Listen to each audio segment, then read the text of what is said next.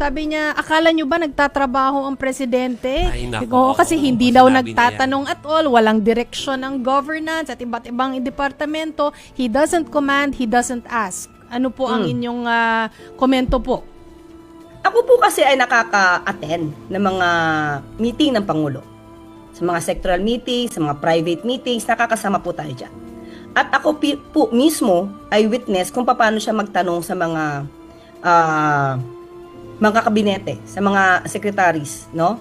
At inaalam niya kung paano ito, paano yan. So, dapat ganito ang gawin natin. So, siguro kaya niya nasasabi yan. Hindi siguro siya umaattend ng mga meetings. So, prove niya muna kung kailan siya umaattend ng meeting, kung kailan yung time na sinasabi niya na hindi nagko-command ang Pangulo kapag ka nagkakaroon, nagko-command ng Pangulo, hindi nagpipreside ang Pangulo during the meeting. Siya muna magpaturay. Siya muna magpatunay. Kasi ang mahirap po ibibig lang. Mukhang pinaghuhugutan niya dito, Yusek, yung sa DepEd siya, yung secretary siya dati. Sabi niya walang partisipasyon at all yung Pangulo, kaya create nila yung matatag agenda, yung matatag curriculum. Yun nga lang ay natigil. Dahil sabi niya, she didn't deserve the attacks thrown at her by the admin, no? Kasi sabi niya, siya na nga lang daw ang nagde-deliver nung admin, nung time na yon. So sabi niya, nung nawala ako, wala na siyang accomplishment at all. Si Pangulo, wala na daw accomplishment. Okay, unang-una tayo doon sa matatag curriculum.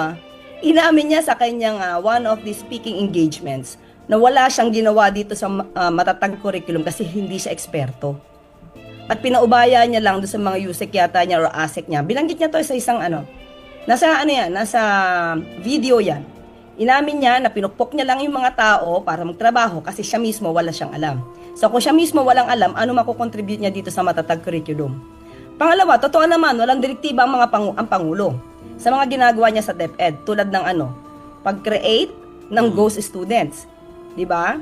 Yung laptop na hindi makuha-kuha sa yung 1.5 gadgets and materials, school materials na hindi kinuha sa warehouse ng ilang taon, pinabayaan niya lang doon. Hindi po direktiba ng Pangulo yan. At yung mga anomalya, yung mga bulok na pagkain, mga inaamag na pagkain na dineliver pa yata sa mga estudyante kasi na-deliver, nakita, bulok eh. Hindi po direktiba ng Pangulo yan. Tama po siya. Yung ginagawa po niya talaga sa DepEd at the time na sekretary siya, hindi po yan direktiba ng Pangulo dahil hindi po ganyan mag-uutos ang Pangulo ng ganyang kapalpakan.